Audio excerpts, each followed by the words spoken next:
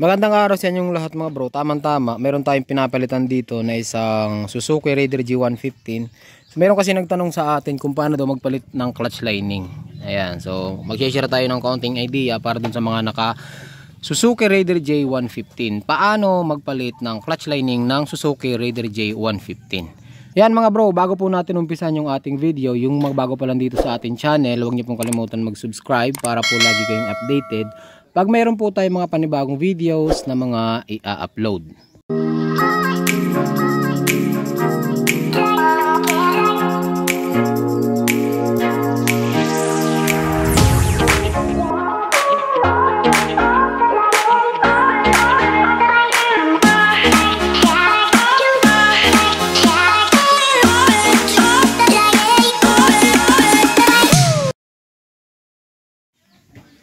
Bali mga bro, nasa Bicol pala tayo ngayon. Ayun, ito yung lugar namin dito sa Bicol.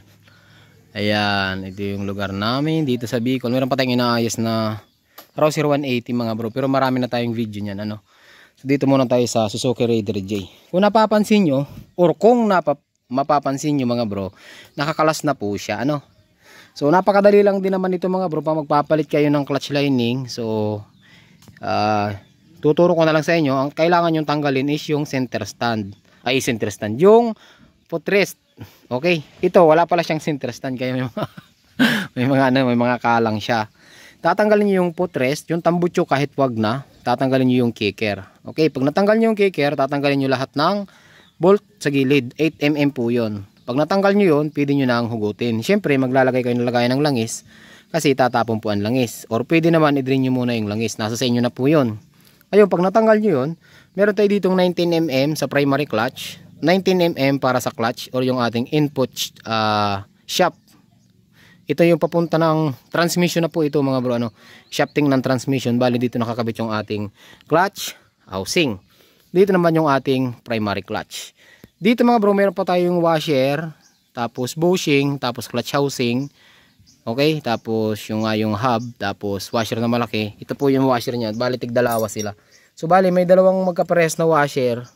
Okay, dalawang magkapares na washer. Tag-isa yan. Yung ito, okay lang naman yan magkabaliktad, walang problema. Tapos mayroon dalawang kasunod. Ito rin po yun. Bali nasa labas to. Dito nakalagay yung bolt na 19mm. Ito yan. So ito mga bro, hindi ko na i-step by step tutorial. Napapaliwanag ko na lang sa inyo mga bro. Kasi wala pa naman yung pyesa na inaantay natin. Galing pa ng bayan. So nasa isla kasi ang lugar natin mga bro. Bali nakabili ni po yung may-ari ng original na lining. Dito sa Bicol, ang price po ng lining ay 1,820. Kasi magpapalit tayo ng original. Bali ang clutch, bali po mga bro, ang clutch housing ng Raider J ay 3 piraso lang. Tapos ang mga Raider J mga bro na 150 na FI ay walang spring or yung clutch spring kung tawagin. Wala siya yung minsan 4, minsan 6. Hindi kagaya ng Raider J na carburetor, meron tayong clutch spring. Dito wala. Isa sa papalitan natin dito mga bro is yung ating primary clutch dahil nasunog na. Ayan. Ngayon set na natin pinabili kasama yung clutch bell. Ang problema, ang nangyari dun sa one way clutch niya, ito yung nangyari. Nasunog po siya, nag-overheat siya. Kaya pinabili natin. So wala pa yung may-ari. So matatagalan yung video natin. I-share ko na lang sa inyo kung paano yung pagpapalit ng clutch. So yung sa pagpapalit ng clutch mga bro, ayun na nga. Pagka bali dito mga bro, ayan, ito, mayroon ditong 4 na 10mm, luluwagan nyo po yun. Dito nakalagay yun, oh. Ayan, ganun lang. Madali lang mga bro. Siya nga pala, sa pagtatanggal ng clutch na ito mga bro, sa pagtatanggal po niyan, hindi na siya matatanggal na hindi nyo kakalasin to.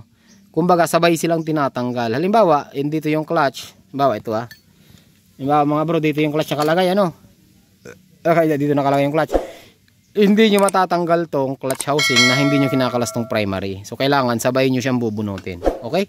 So ganun din. Sa pagbabalik mga bro, ganun din po yung pagbabalik. So kailangan sa pagbabalik ay sabay din sila. Ayan. So dito na tayo mga bro. Sa pagkakabit ng clutch, ito, ganito lang. So ito yung hanapin nyo yung hub, kakaiba yung hub nyo. Ito yung titingnan nyo mga bro kapag nagpapalit kayo. Ayan o, numinipis kasi yan. Pero dito maganda pa. Wala kasing taga-video sa atin mga bro. Sa pagpapalit niyan, ganito. Ayan. Ito yung hub muna. So lining muna yung mauuna. Okay, lining. Tapos clutch plate. Okay. Lining ulit. Ayan, tapos clutch plate. Sa pag clutch plate mga bro, ang ilabas niyo yung matalim. Lagi naman ganun, tinuturo ko naman sa inyo yun, di ba? Ayan o. Clutch plate. Okay, ganun lang mga bro. Bali tatlo lang naman to, di ba? Ayun ang pumasok ko. Ayan, tapos lining ulit. Okay? Tapos pagkatapos niyan, ito yung ating wheel, clutch wheel. Ayan, ganyan mga bro. Kailangan lapat. Okay, tapos pantay-pantayin niyo na lang to. Okay? Tapos sa ilalim, itaob nyo. Ayan. Ito yung tinatawag na conical spring mga bro. Hindi ko alam kung anong tawag nito sa iba. So, kung makikita nyo, paano po yan? Pa-slant yan. Hindi siya tuwid na tuwid. Ha? Concave. Yan. Concave ang tawag dyan. Parang hindi. Basta mga bro, ano siya? Parang imbudo na pag ganon. Hindi siya pag ganon. Kundi pag ganon. So, imbis na pag ganon, pag ganon. Pero ang tamang kabit po nito mga bro, hindi siya pag ganon. Kailangan pag ganon. Nakataob, kumbaga. Ayan, nakataob ba? Hindi siya nakaganire. Kailangan ganire. Nakaganyan po siya. Saka nyo ilalagay are. Ayan. Ito naman mga bro, sa paglalagay nito, kahit naman magkaganito yan, wala pong problema. Ang mahalaga lang, maswak nyo yung butas. Tapos, mayroong apat dito na 10mm. Ito po yan. Ilalagay nyo yan dyan, ganyan. Tapos ilalagay nyo yan ganyan. Okay? Ganyan lang mga bro. Okay? Ganyan lang yan. Yan. Tapos hihigpitan nyo yan ang sabay-sabay. Huwag nyo hihigpitan na isa lang. So alternate po ang paghigpit nya. So pag nahigpit nyo, balik nyo na. Dito sa housing. Okay? So tandaan nyo pa lang mayroong washer dito sa gitna. Mayroong matabang washer ito. So sa design, may kaibang itsura. Nasa labas to ganito. Ganyan ang itsura nya. Pero kung ganito, wala naman magiging kaso kasi parehas lang naman. Pero kung tamang kabit, nagaganito po yan. So, okay, ganun lang mga bro, yung pagpapalit ng clutch housing. Tapos sa pagsasalpak naman yan, parehas lang. Parehas lang. Sabay. Sabay nyo ulit isasalpak yan. Kasi hindi nyo makakasaya na mag-isa-isa lang.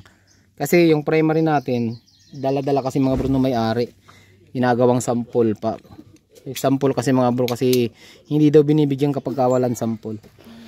Tapos syempre, maghanda na kayo ng original. Ito mga bro, 150 ba? 180. Ito.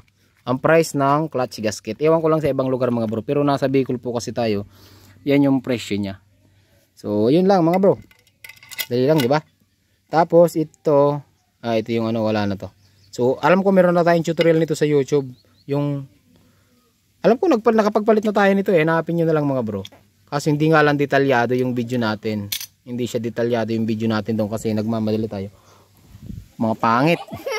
So hanggang dito lang yung video natin mga bro. Magandang araw sa inyong lahat at try safe lagi.